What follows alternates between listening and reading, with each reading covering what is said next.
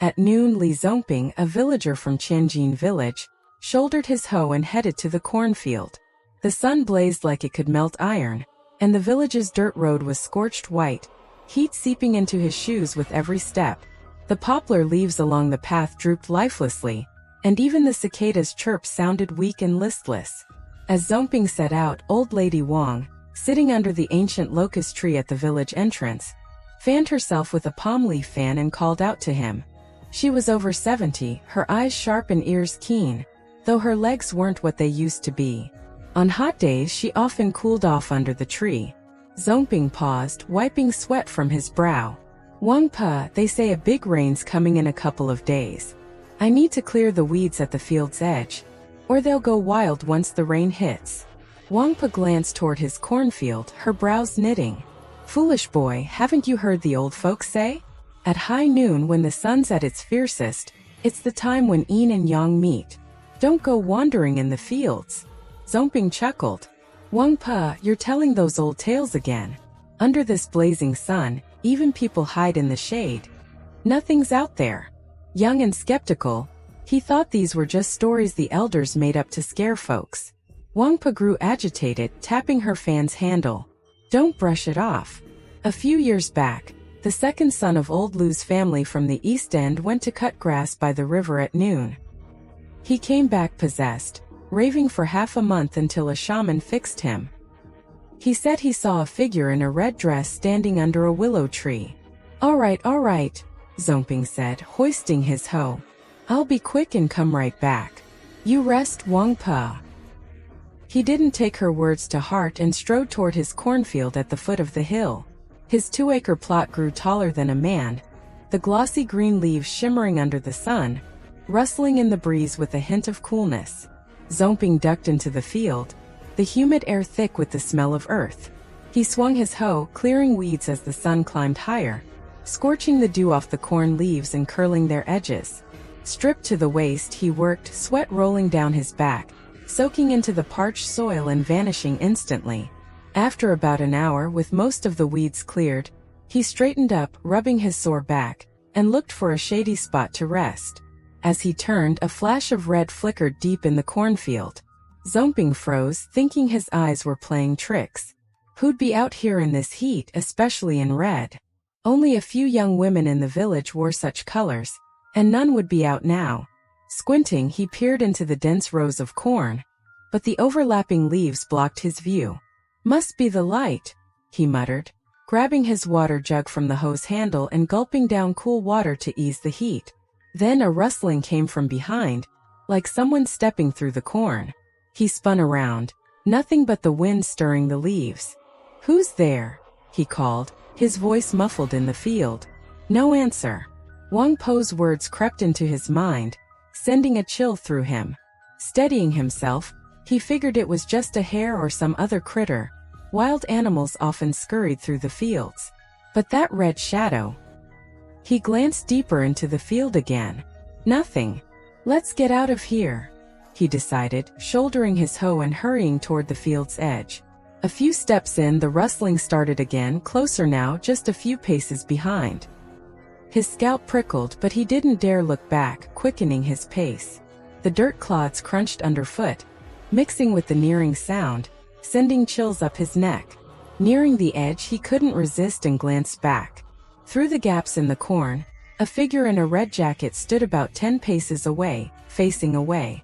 The red stood out starkly against the green, long black hair hanging motionless to its shoulders. Zongping's heart leaped to his throat. Who'd be dressed like that out here? He opened his mouth to call out, but the figure slowly turned. Too far to see clearly, its face was unnaturally pale like paper. His blood ran cold. Without another thought, he bolted, dropping his hoe, stumbling out of the field. He glanced back. The red figure still stood, unmoving like a crimson pillar in the green. Not daring to look again, he ran back to the village. The dirt road still baked under the sun, but Zongping felt only cold, his legs trembling. He ran straight to Wang Po's house. She was in her courtyard, sewing under a pomegranate tree. Seeing his ashen face, she jumped. What's wrong? You look like you've seen a ghost. Wang Pa, I saw it. The one in the red jacket, in the cornfield. Zomping gasped, leaning against the wall barely coherent. Her face darkened. She pulled him inside, shutting the door, and handed him a bowl of cool water from the kitchen. Tell me everything slowly. After drinking, he recounted the encounter. Wang Po's brows knotted tighter. She sighed. I told you not to go at noon, but you wouldn't listen. That red figure is what the old folks call the noon wraith. It appears at high noon, especially in places heavy with yin energy, like cornfields or graveyards. What do I do? It was watching me when I ran, Zomping said, shivering at the memory. Don't worry, it didn't follow you to the village, Wang Po reassured. She rummaged in a chest by her bed, pulling out a red cloth bundle. Inside was a small talisman. I got this from a shaman last Qingming. Hang it on your door. It'll ward off evil. She also grabbed 3 incense sticks. Burn these before the kitchen god. Apologize for your recklessness, and pray for safety. Clutching the talisman, Zomping felt a bit steadier. Thank you, Wang Po. I'll do it now. She saw him to the door, adding, stay inside this afternoon. Lock the doors and windows before sunset. Zomping lived alone in a single courtyard house at the village's east end. His parents working in the city. Following Wang Po's instructions, he hung the talisman behind the door, lit 3 incense sticks before the kitchen shrine, and kowtowed, mumbling apologies for offending something unclean. Feeling calmer, he sat in the main room to rest. But minutes later, a pattering sound came from the courtyard, like wet shoes on the ground. His heart raced. Who'd come now? Holding his breath, he crept to the door and peered through the crack. The courtyard was empty, the sun still blazing. The sound stopped, leaving only the cicadas' hum. Just my imagination, he thought, relaxing. But as he turned, the pattering resumed, closer now, right under the back window by the woodpile. He inched to the window, lifted the curtain's corner, and saw a red-jacketed figure standing outside, head lowered as if peering in. The jacket looked dark in the sunlight, long hair covering its neck. Zomping's legs buckled, his soul nearly fleeing. He clamped his mouth shut, trembling, eyes locked on the figure. It stood motionless. After a moment it turned slowly.